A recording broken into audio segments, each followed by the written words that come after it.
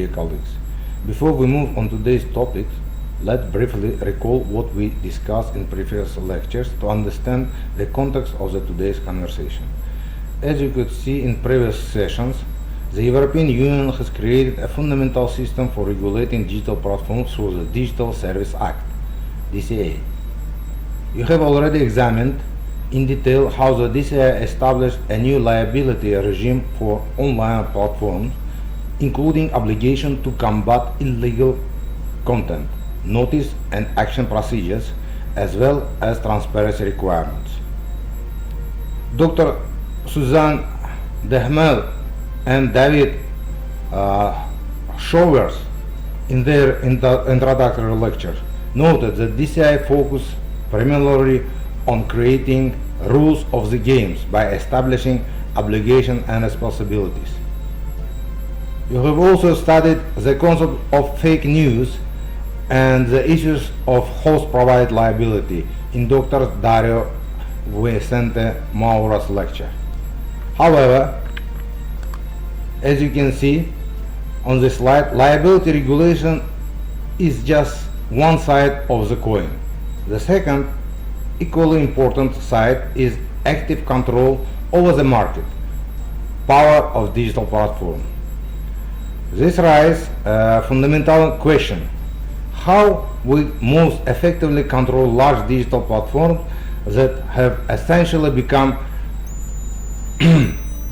gatekeepers on the digital economy?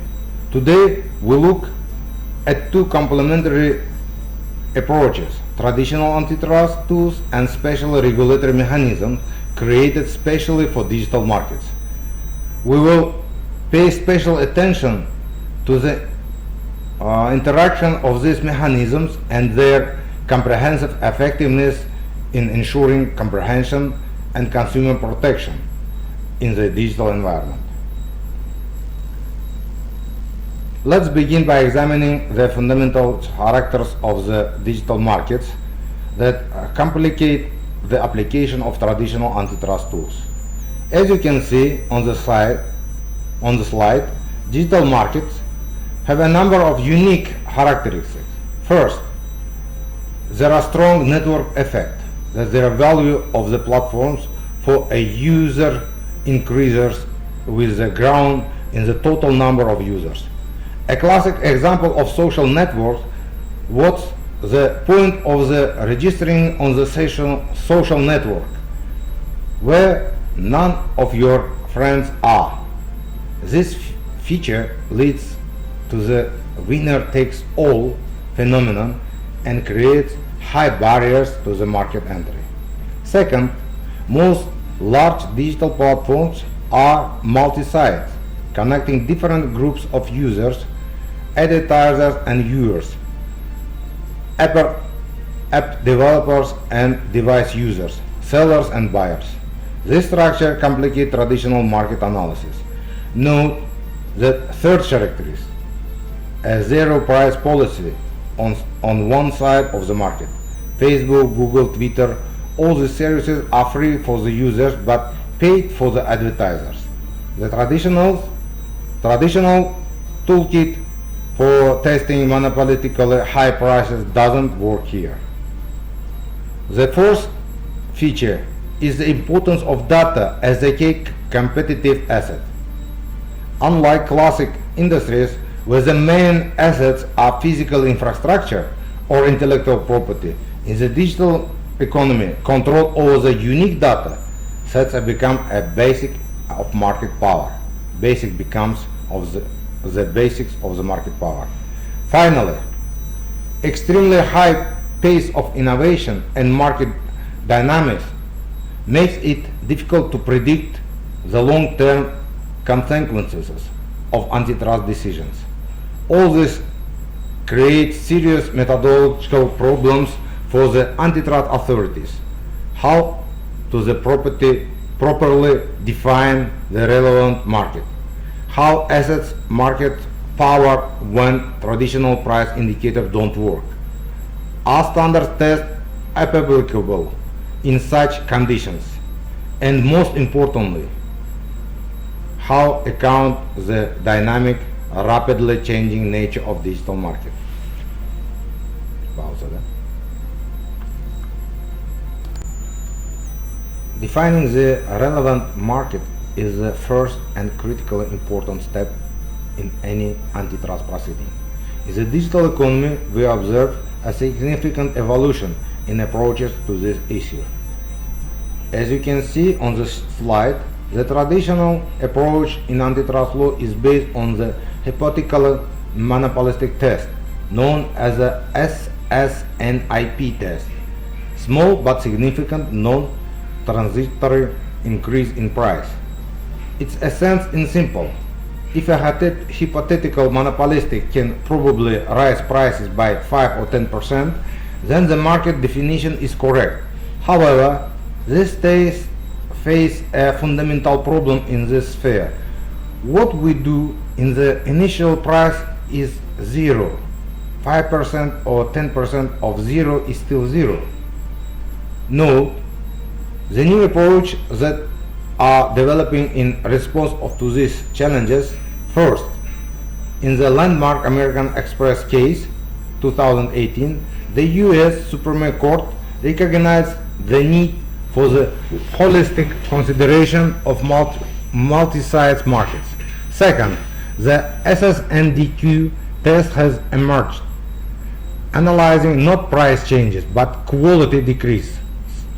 Third, the concept of the attention as currency is forming, where the market is defining through competition for users' attention. Finally, the concept of the data market is gaining more recognition when we talk about the competition for access to the user data.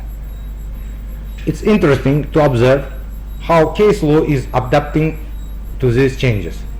For example, in the 2024 Google search case, the court identified general research text advertising as a separate market.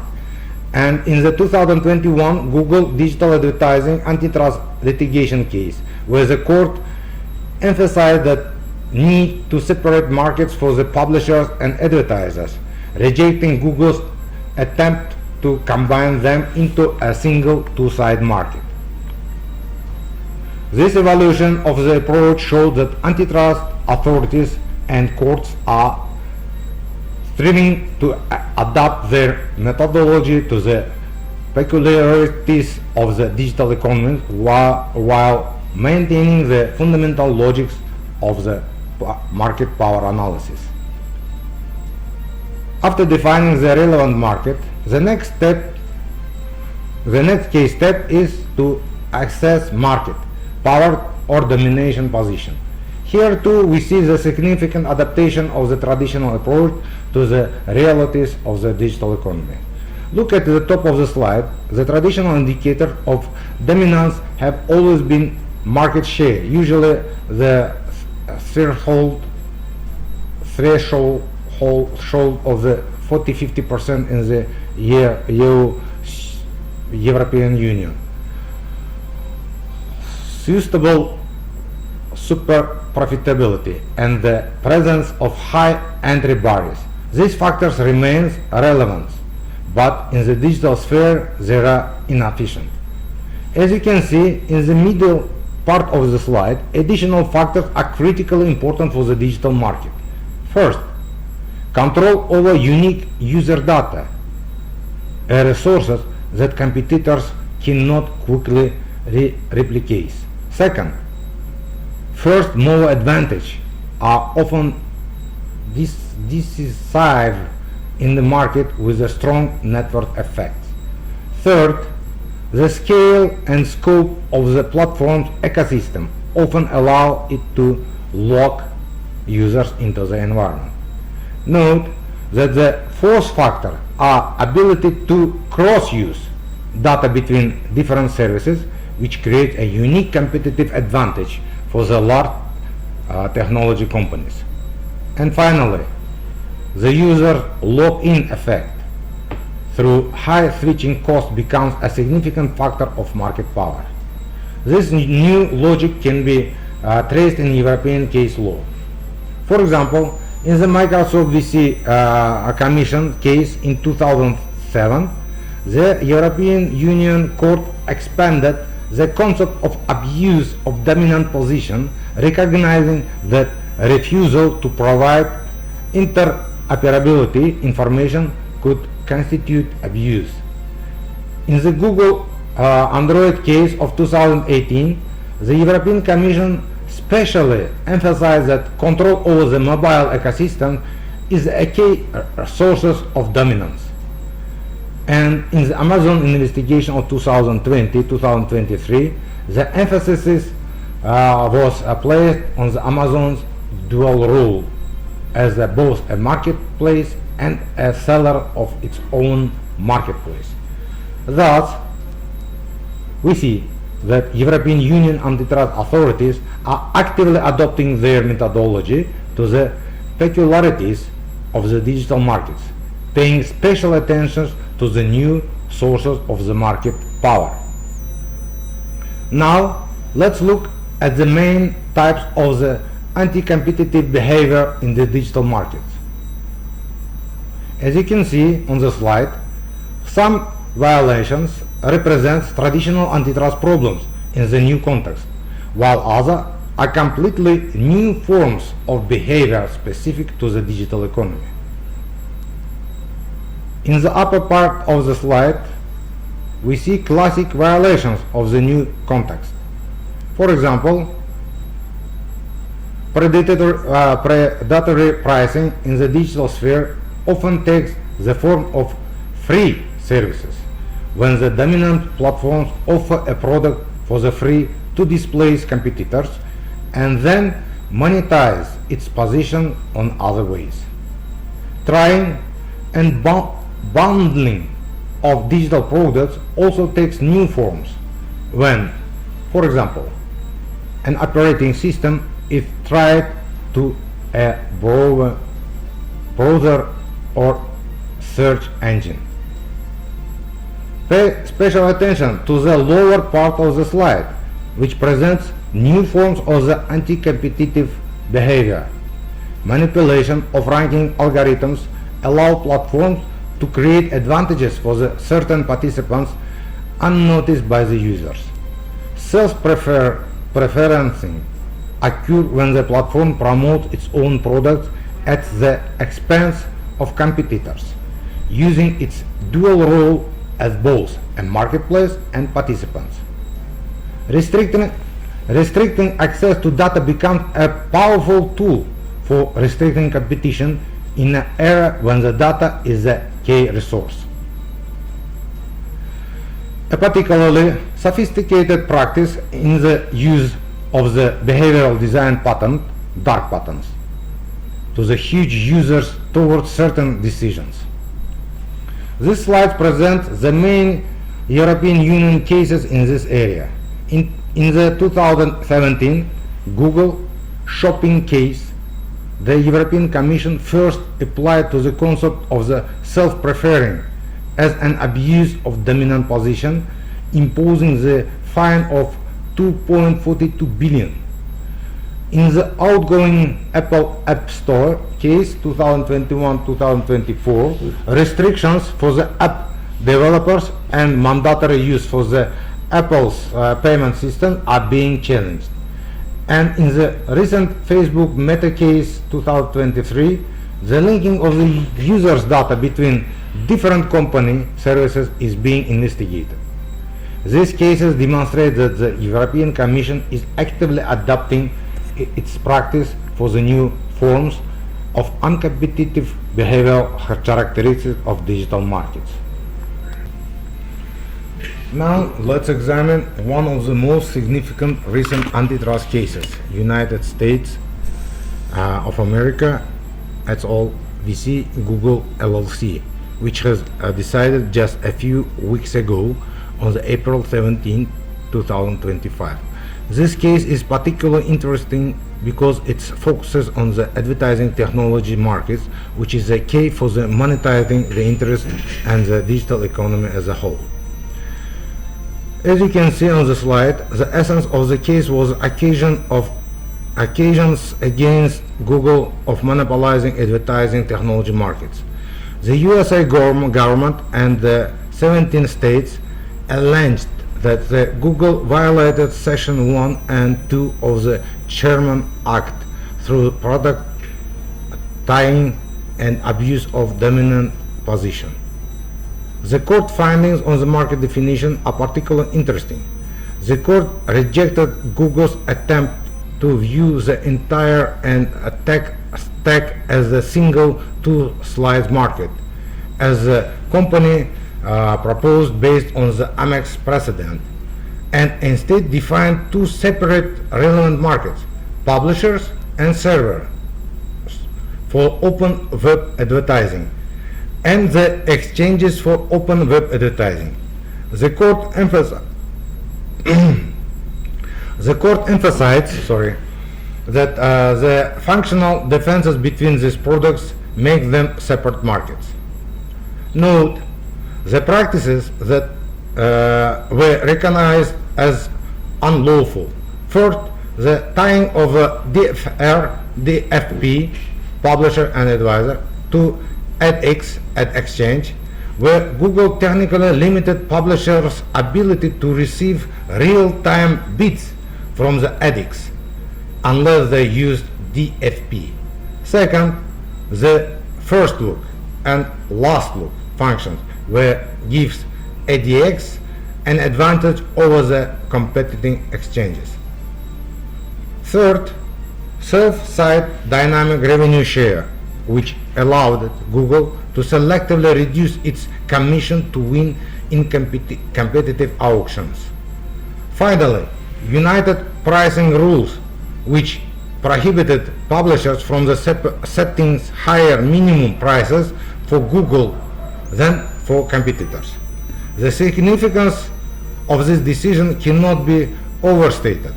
It's created an important precedent for defining markets in advertising technology, offers a new understanding of abusers in multi-site markets, and most importantly for us, provides a foundation for ongoing proceeding in the European Union, particularly the Google ad tech case being conducted by the European Commission. Having examined traditional antitrust tools and their adaptations to the digital markets, let's analyze why they prove insufficient for effective control of large digital platforms. As you can see on the slide, the limitation of the traditional antitrust approach can be divided into two categories: procedural and substantive. Let's start with the procedural limitation.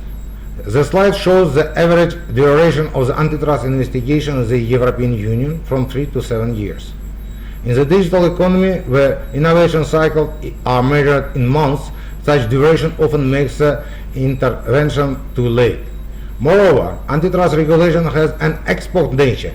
It reacts to violations that have already occurred rather than preventing them. High standards of proof and limited resources of antitrust authorities also reduce the effectiveness of the traditional approach. Recognizing substantive limitations, they are related to the fundamental characteristics of the digital markets. The complexity of defining relevant markets on the multi-site platforms leads to the protected legal disputes. Traditional tests based on the price analysis are inapplicable to the services with zero prices, providing harm to the consumers in the short term. It's difficult when competition is based not on the price but on the quality and innovation. Finally, developing adequate remedies presents special changes how to unbundle a digital platform without destroying the network effects on which its value is based. Illustrative examples can be seen on the slide. The Google Shopping case took 6 years from the start of the investigation to the final court decision. In the Microsoft Teams case, the company managed to significantly changed its practices before the investigation was completed. And according to the meta-analysis conducted by the Oxford Internet Institute, in the 78% of cases, market conditions significantly changed by the time in the final decision was made. This limitation force regulators to seek these limitations force regulators to seek alternative approaches to controlling digital platforms, which led to the development of the special regulatory mechanism that we'll discuss next. Let's move to the second part of our lecture and consider why we need to special regulatory mechanism for the digital platform that go beyond traditional antitrust law. As you can see on the slide, the prerequisites for the creating special mechanism can be divided into two blocks: fundamental characteristics of digital markets and authorized shift in the regulatory paradigms. Note the first block.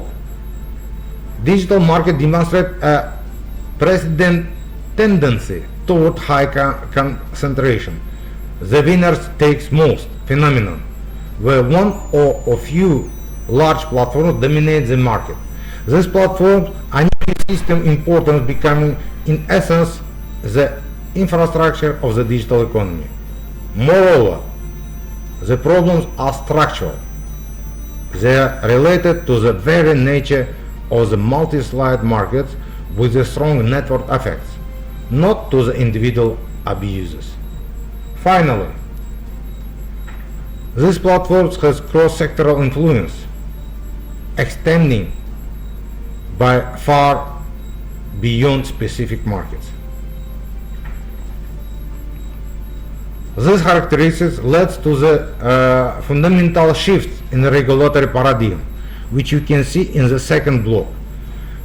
First, there is a transition from ex post to the ex ante regulation, from reacting to the violations to establishing rules for the games in the advance.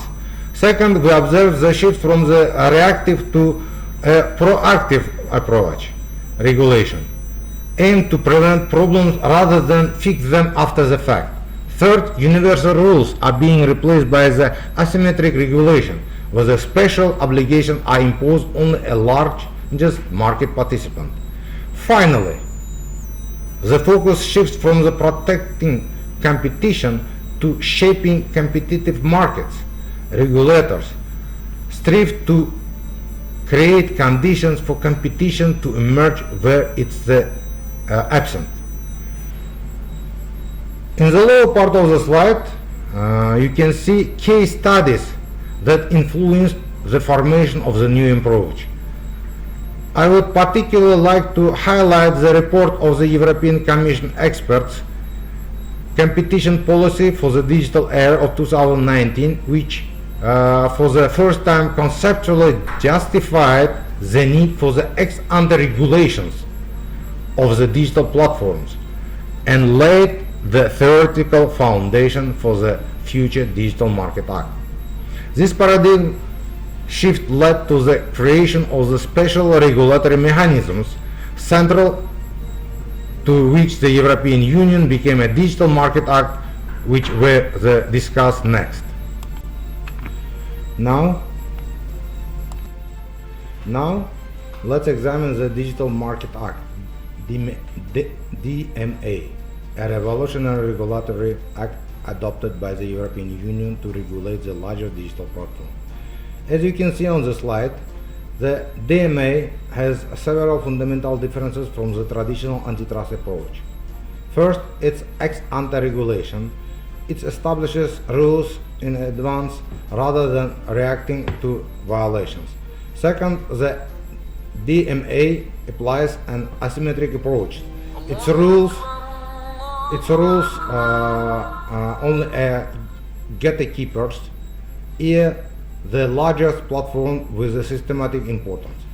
Third, instead of general principles, the DMA compliance companies must actively ensure compliance with the requirement rather than wait to regulatory intervention. Finally, the DMAI established strict time frames for the implementation and provides for significant sanctions up to 10% of the company's global turnover for violations and up to 20% of the repeated violations. The main objectives of DMAI, as you can see in the middle part of the slide, include ensuring the stability of the digital markets, fairness and contestability, protections of business users and users, as well as strengthening the European Union internal market. Note the current implementation status. The DMA entered into the force on the May of 2023. To date, 6 companies have been officially designated as the gatekeepers: Alphabet, Google, Amazon, Apple, ByteDance, TikTok, Meta, Facebook, and Microsoft. In total, 22 series of these companies are classified as core platform services and fall under the DMA. The deadline for the full compliance with the requirements, March 7, 2024, has already passed, and now we are beginning to see the first results of implementations. Thus, the DMA represents a fundamentally new approach to regulating digital platforms, which complements but does not replace traditional antitrust regulation. Now let's examine in more details the key concept of DMA, the notion of gatekeepers. It's an asymmetric approach where special obligations are imposed only on the large platforms. That is one of the innovations of the DMA. As you can see on the slide, the DMA established 3 cumulative criteria for designating gatekeepers. The first creation is significant impact on the internal market. A company must have annual turnover in the European Economic Area at least 7.5 billion over the last 3 years of the market capitalization, of at least 75 billion over the last year, and provide core platform services in the at least 3 European Union member states.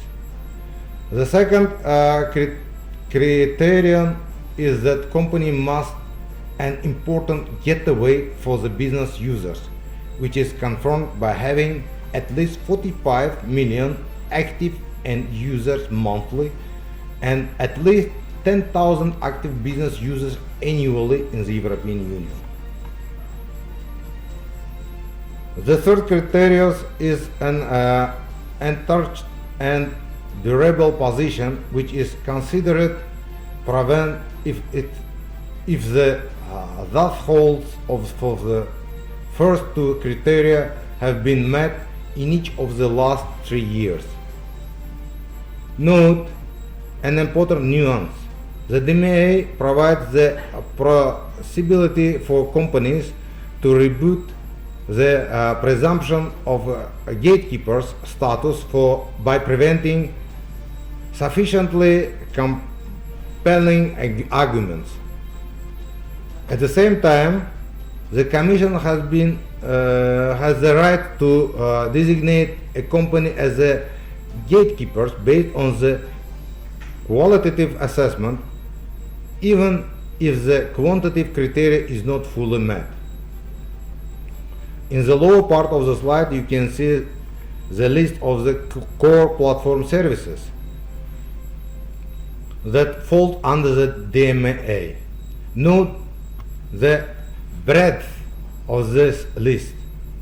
It includes online intermediaries, research engines, social networks, video sharing platforms, operating system, web browsers, visual assistants, cloud services, and advertising platforms.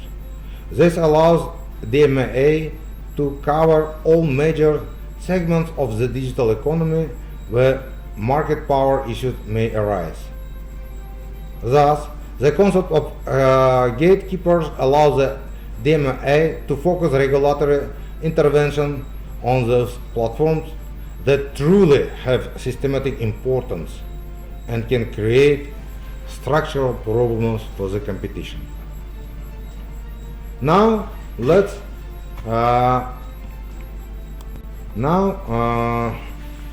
examine the specific obligations that the DMA imposed on the gatekeeper companies.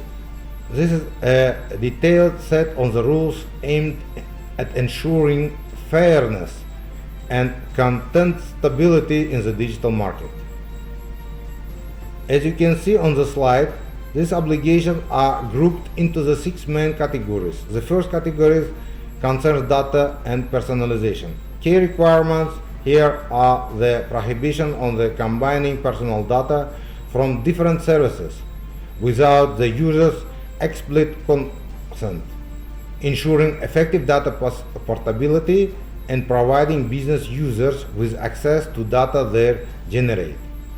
The second category is interoperability. Gatekeepers must ensure interoperability of their services with various operating systems, devices and browsers, as well interoperability of basic messenger functions. Note that this last point is one of the most revolutionary requirements of DMA. For the first time, regulation directly requires closed platforms to open their technical interfaces to competitors. The third category concerns the prohibition on self-preferencing. Gatekeepers are prohibited from ranking their own goods or services better than similar ones from third parties, as well as from using non-public data of business users to complete this with them. The fourth category in this choice is illustration. Key requirements here are allowing installation of third-party apps and app stores, allowing uninstallation of pre-installed apps, and ensuring choice of core services such as research engine or browsers. The first category concerns commercial terms. Gatekeepers are prohibited from applying wide party clauses when platform requires that the product not be offered as a lower price on other platforms, mandatory use of this payment system or identification services, as well as tying different services for the business users. Finally, the sixth category concerns advertising. Gatekeepers must provide advertisers with detailed information about the placement of their ads, ensure access to advertising tools and measurements, and ensure pricing transparency. Note the implementation deadlines. Just 6 months from the moment of company is designated as the gatekeepers. This is an extremely short period for such significant changes, which emphasize the urgency of the problems that DMA aims to address.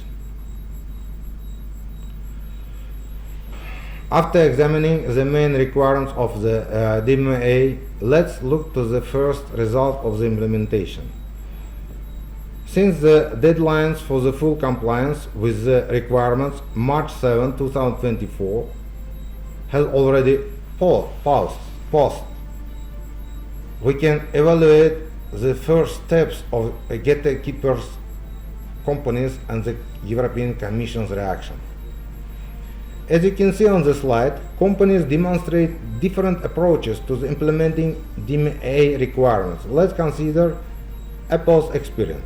Historically, the company maintained a closed ecosystem with a single monetization mechanism through its App Store, which provides complete control over the financial transaction within the platform. In 2025, as a result of the litigation, Apple was forced to modify its policy and allowed developers to place links to alternative payment systems.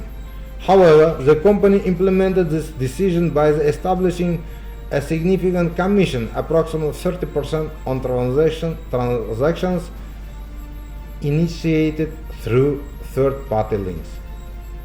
The European Commission qualified this model as non-compliant with the DMA requirement, and in April 2025 applied financial sanctions amounting to 500 million euros. The basis for the sanctioning was the restriction on developers' ability to inform users about more cost-effective alternatives outside the App Store ecosystem. The regulatory body also issued an injunction prohibiting the changing of commission fee for the integration of the third-party payment links. The company has been given 60 days period to remedy and identified violations, failure to comply with which may result in additional sanctions.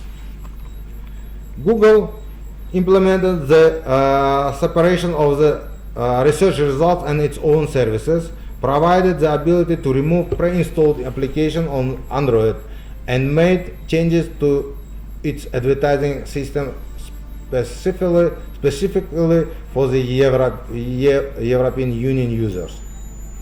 However, these measures are also criticized for inefficiency, transparency, and fictitious compliance, formal fulfillment of the requirements without real changes in practice. Meta introduced integration of Instagram and Facebook marketplaces with third parties and ad-free subscription models, Meta verified, and separation of the three services from the Facebook and Instagram. Particularly interesting is that the subscription model was perceived by many as attempted by the bypass the ban on the using personal data for targeted advertising without explicit user consent. Meta offers a choice between a paid subscription without personalized advertising and a free service with consent to personalization. The European Commission has not remained inactive. As you can see on the slide, the first official investigation have already been opened. In March 2025 against Apple on Apple Store and Safari issues. Also in March 2025 a preliminary investigation against Google and advertising systems, and in March 2025 a request for information was sent to Meta regarding service integration.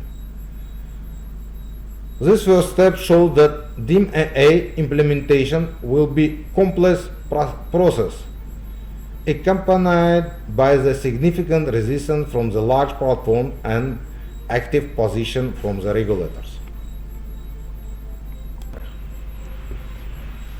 Now let's examine the sanction and enforcement mechanism provided by the DMA. They are an integral part of the regulatory regime and determine its effectiveness in practice.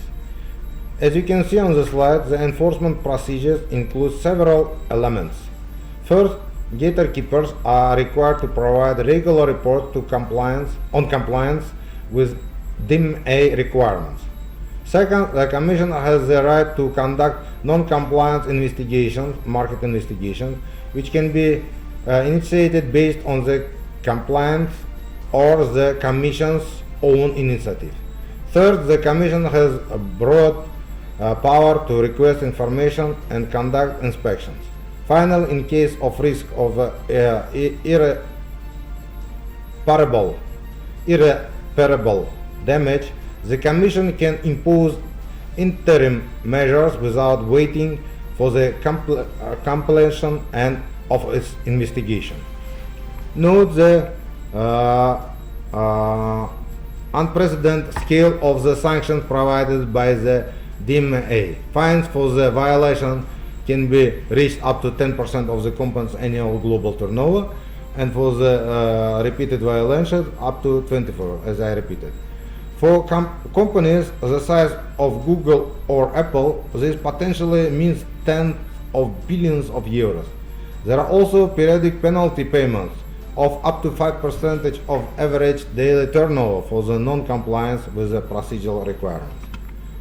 It's particularly important to notice that the DMI provides for the application of structural measures for systematic violations. As you can see in the third section of the slide, these measures may include the prohibition on acquisitions on certain sectors, forced business operations, and prohibitions of certain types of the behavior. This is a serious expansion of the arsenal of regulatory tools compared of the traditional antitrust law. Finally, DMI provides mechanism for regular monitoring and review. The Commission is required to publish an annual report on DMI implementation, review the list of the gatekeepers every 3 years, and review DMI itself every 3 years. This ensures the flexibility of the regulation regime and it's to adopt to rapidly changing technologies and business models. Thus, the DMI creates the comprehensive and powerful enforcement system that should ensure effectiveness implementation of requirements even in the face of resistance from the world's largest technology companies. Now let's conduct a comparative analysis of regulatory approaches to the controlling digital platform in 3 key jurisdictions: European Union, the United States, and China. This comparison will help us better understand the uniqueness of the European approach and its place in the global context. As you can see in the table on the slide, these 3 jurisdictions differ significantly in their approaches. The European Union has chosen a combination of ex-ante regulation embodied in the DMA with the traditional antitrust law. The United States still relies predominantly on ex-post traditional antitrust law, although new bills such as an American Innovation and Choice Online Act and the Open App Markets Act are being discussed in Congress, which could bring the American approach closer to the European one. China has a combination of ex-ante and ex-post approach, but with a substantial emphasis of the national security issues and integration of regulation with the industrial policy. Note the difference in the key law and institution. The European Union, the Central Act are the DMA, DCA, and GDPR, and the key institutions in the European Union. In the US, there are the Classified Sherman Act, Clayton Act, and FTC Act, and the key institutions are Department of Justice Antitrust Division and the Federal Trade Commission. In China, there are anti-monopoly law uploaded in the anti-monopoly law updated in 2022, platform economy anti-monopoly guidelines, and cybersecurity law, and key institutions are the State Administration for Market Regulation and the Cyberspace Administration of China. The difference in approach features are particularly interesting. The European approach is characterized by asymmetric regulation, detailed on obligation, and focused on structural problems.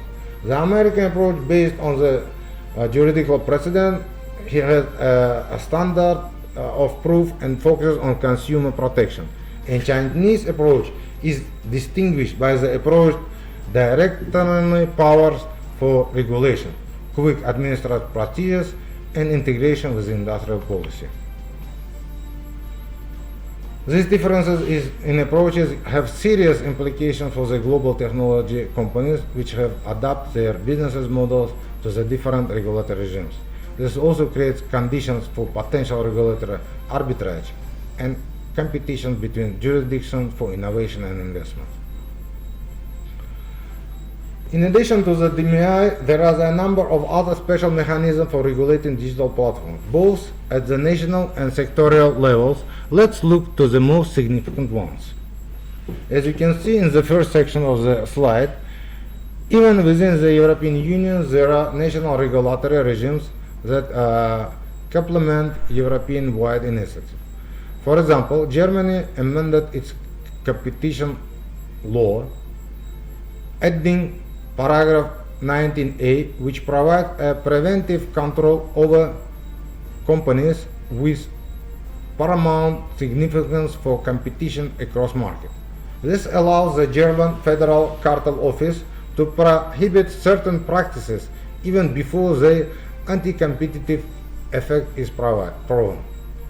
The United Kingdom now on side of the European Union, has created a special regulator, the Digital Market Union, within the Competition and the Market Authority, and is developing a pro-competition regime that will include code of conduct for the largest digital platforms. France has also modified its competition law and expanded the powers of its telecommunication regulators, RRCEP. Note the second section of the slide, which presents sectorial regulatory mechanism. For example, in the payment sphere, the revised Payment Services Directive introduced mandatory access to the banking system, APIs for third-party payment service providers, which is quite similar to the interoperability requirements in the DMA. In the telecommunications sector, the Open Radio Access Network initiative aimed to decompose 5G infrastructure to ensure competition at the component level. The European Media Free Act aims to ensure transparency and autonomy for media platforms, while the European Health Data Space focused on the interoperability and access to medical data. Lower part of the slide presents global initiatives which, although they don't have a directive regulatory form, shapes the general approach for regulating digital platforms in the international level.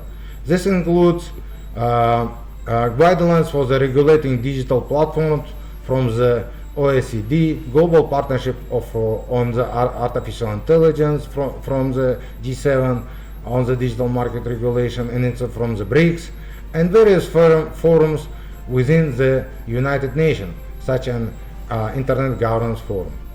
This regulatory puzzle demonstrates that the DMA, although revolutionary, is just one element of a complex and multi-level system of the digital platform regulation that continues to actively develop. Now let's conduct a comparative analysis of ex ante and ex post approaches to regulating digital platforms. This comparison will help us better understand the strengths and weakness of the DMA compared to the traditional antitrust law. As you can see in the table on the slide, these two approaches differ in the several key parameters. First, temporal focus. An ACTA regulation embodies into the DMA aims at proactive prevention of problems, while ex post antitrust control reactively corrects violations that have already occurred. Second, speed of impact. The DMA established fixed and short deadlines for the implementing requirements, while antitrust investigation can last from 3 to 7 years, which is especially critical in the rapidly changing digital environment. Third, parameters in the legal certainty. The ex-ante approaches gives businesses higher certainty thanks to clear and detailed obligations, while the ex-post approach there is a significant uncertainty about the investigation outcomes. The first parameter is adaptability. Here the ex-post approaches has an advantage, as it allows for the individual analysis for each case, while ex-ante regulation operates with the fixed rules that may not account for the specific or particular situation. Note the different risks of errors. Within the ex-ante approach, there is a higher risk of the type of first errors, prohibition of pro-competitive practices, while the ex-post approaches, there is a high risk of the type of two errors, missing uncompetitive practices. Administrative burden also differs. An extra regulation creates a high burden for the regulators, but low one for the courts, while ex-post control gives the opposite picture. Compliance costs with the ex-ante approach and high initially but predictable, while the post approach they can be even higher due to the uncertainty and reputation risk. Finally, the innovation effect also differs. The ex-ante regulation creates a risk of deterring useful innovation, while ex-post control creates a risk of missing harmful innovations. As this table shows, neither approach is perfect. Therefore, as indicates in the lower part of the slide, a combination of them appears optimal. Ex-ante regulation for the structural problems and systemic players, ex-post control for the individual violations and smaller players, and flexible mechanism for adopting ex-ante rules to accounting for rapidly changing technologies in business models. Now let's move to the third part of our lecture and consider the practical aspect of the DMI implementation. This part is particularly important for the understanding the real changes faced by all participants in the process.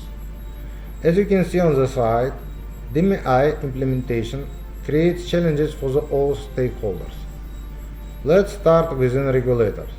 The European Commission faced contradictions between limited resources and the complexity of the assessing compliance with the DMI requirements. Effective enforcement also requires deep expertise in technical aspects of the digital platforms, which is not always available to the civil servants. In addition, coordination with other regulators, antitrust, data protection, etc. is required. There is also the problem of interpreting uncertain terms such as the fair or reasonable condition. Finally, regulators must find a balance between consistent applications of rules and flexibility to account for the specific different platforms. For gatekeepers, a large digital platform challenge includes extremely short implementation deadlines, just 6 months, for fundamental changes in the business model and technical architecture. This is associated with the high cost of the system redesign and risk of revenue and differentiation loss. Additionally, global companies face a choice: create a specific solution or adapt their global product to the demand requirements. We should forget about overlaps with the other regulatory requirements such as GDPR. Note the third group, business users, companies that use digital platform services. For them, challenge includes awareness of the new rights and opportunities provided by the DMI. Even knowing about their rights, they may face technical or commercial barriers to using them. Many business businesses, users also fear retaliation from platforms in case of compliance to the regulators. Finally, the interests of large and small businesses users may differ significantly. What benefits Amazon has as a business user or Google may not benefit a small business. The last group is users, ordinary consumers. For them, changes include information overload due to many new choices options, potential fragmentation of user experience due to opening previous closed systems, unclear consensus for service quality and innovation, as well as potential security and privacy risks, which create platform openness. These practical challenges show that success of DMI will depend not only on the quality of its text, but also how different stakeholders interact in the process of its implementation. One of the key practice aspects of DMI implementation is its interaction with the traditional antitrust law. Let's examine how these two regulatory regimes are related to and interact with each other. As you can see in the first part of the slide, the formal relation between the DMI and traditional antitrust law is defined by the lex specialis principle, according with the DMI in the special law in large platforms, but does not abolish the application in the general antitrust norms in the Article 101 and 102 of the Treaty on the Functioning of the European Union. This is explicitly stated in the Article 1.6 of the DMI without prejudice to the Article 101 and 102. Moreover, Article 1.7 of the DMI confirms that the National Antitrust Authority can continue to apply national competition law. Note that the practical interaction scenarios present the second part of the slide. The first scenario, when there is only a violation of DMI, exclusively the DMI is applied.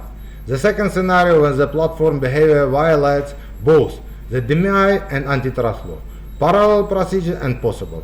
And the third scenario, where this violation of antitrust law but not DMI, a classic antitrust investigation is conducted.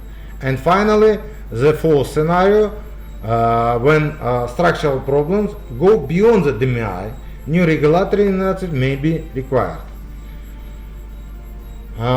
This parallel extension of two regimes creates a number of potential problems, which you can see in the third part of the slide. This includes duplication of the investigation and procedures, contradictory interpretations of similar concepts, different sanctions to the similar violation, and as a result, regulatory arbitrage and uncertainty for the businesses.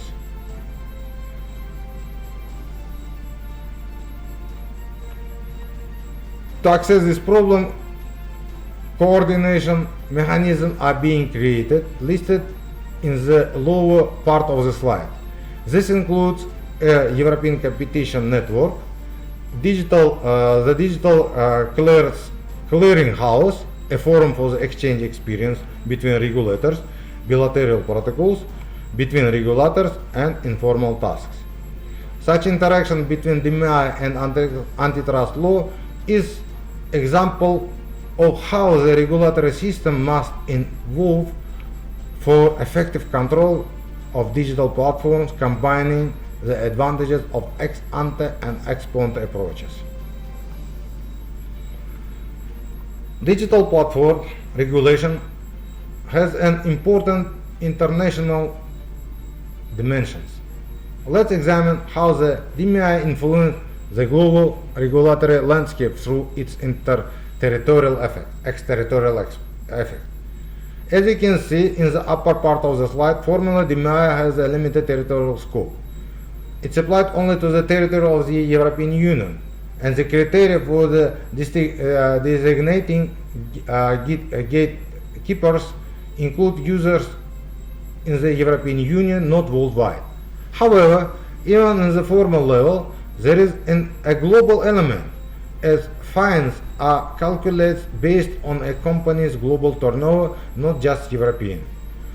But the most interesting phenomenon is that known as the Brussels effect, a situation where the European regulation has influence far beyond the European Union borders. As you can see in the middle of the part of the slide, this influence has been de facto and de jure. De facto, global influence arises when the company decided to implement global rather than the localized solution to comply with the DMI requirements. For example, Apple instead of creating a special version of the iOS for the European market, may decide to globally implement the ability to install third-party Apple stores. This happens due to the desire for the standardization to minimize compliance costs and leads to the export of European norms through the global company's business practice. Due the de jure global influence manifests when the DMI becomes a model for the regulator and other countries. This can take the form of direct copying of norms into the other countries' legislation or inspiration for the global initiatives. Note the table in the low part of the slide, which presents specific examples in the spread of DMI approach. This slide shows the global spread of the regulatory regime inspired by the DMI in the period from 2020 to 2025. As you can see, we are observing a real wave of the regulatory initiative started in the European DMI. Such global influence of the DMI has both positive and negative aspects. On one hand, it contributes to the harmonization of the digital platform regulation and prevents fragmentation of the global digital market.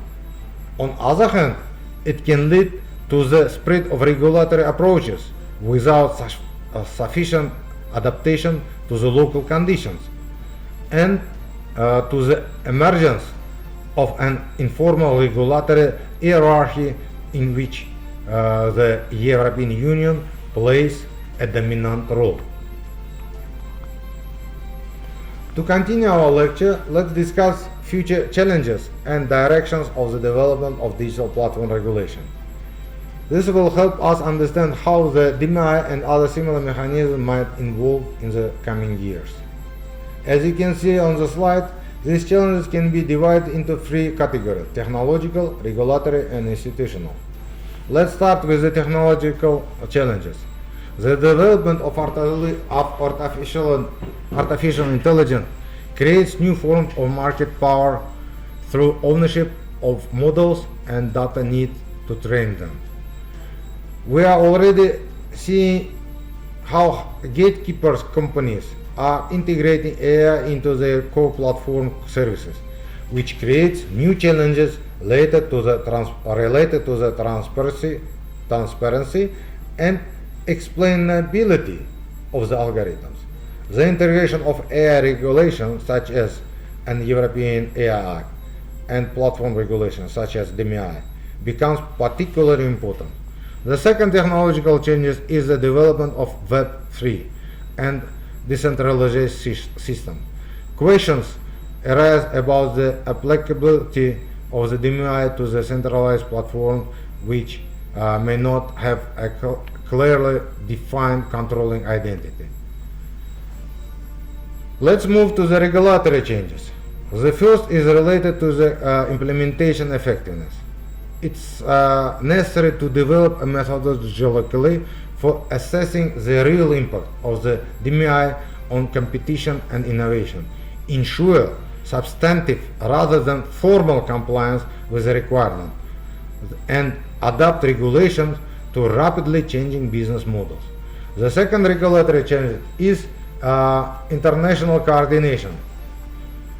There are a risk of conflicting requirements in different jurisdictions, which can create significant difficulties for global platform. Finally, institutional challenges include the need for specialized expertise for the regulators for effective oversight of technologically complex platforms, the risk of regulatory capture when regulators begin to act in the interest of the regulated industry rather than the society, and the need for balance between legal certainty and regulatory flexibility. These challenges emphasize that the digital platform regulatory is not a strict but a dynamic process requiring constant adaptation to challenging technologies, business models, and social expectations. Let's summarize our lecture. We have examined the control of large digital platforms through the lens of the two approaches: traditional antitrust law and special regulatory mechanism, such as Digital Market Act.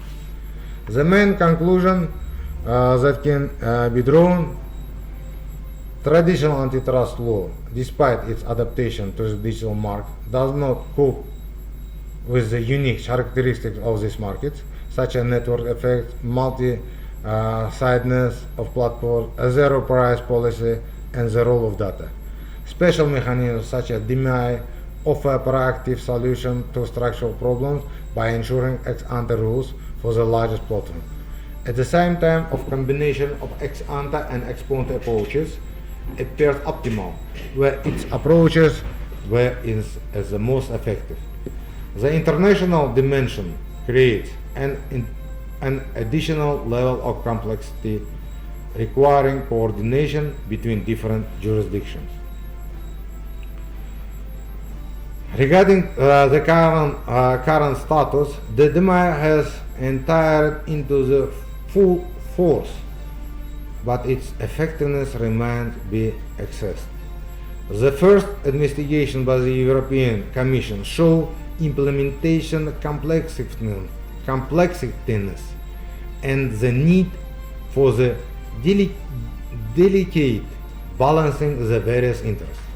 Meanwhile, the US and China are developing their approaches to regulating digital platforms, creating a global regulatory mosaic. In perspective,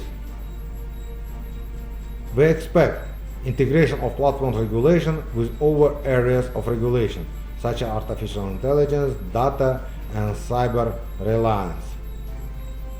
Gradually, global convergence of approaches, growing importance of international coordination, and constant search for balance between stimulation innovation, ensuring competition, and protecting balanced interests are also likely. Our lecture is now completed. Let's remind you my contact details if you have any additional question and suggestion. You can see on the slide. You can contact by me by my email. Thank you very much for your attention and active participation in this discussion. I hope this lecture has helped you to better understand the complex and dynamically developing areas of control over large digital platforms. Thank you very much for your attention.